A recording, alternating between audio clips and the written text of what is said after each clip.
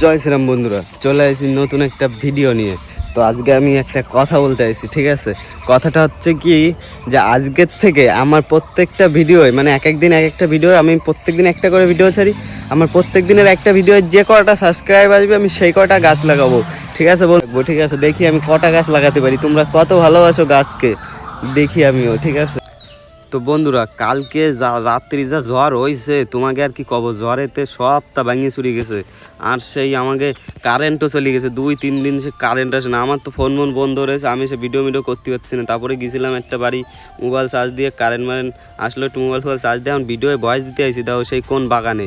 তারপরে ভিডিওয় ভয়েস দিয়ে আমি চলে আইছি সেই আমাদের ক্লাবে আড্ডা মারতে, একটু ঘুরতে, ঠিক আছে? তো আসে দেখি ক্লাবে সব বড় বড় দাদারা বসে রয়েছে।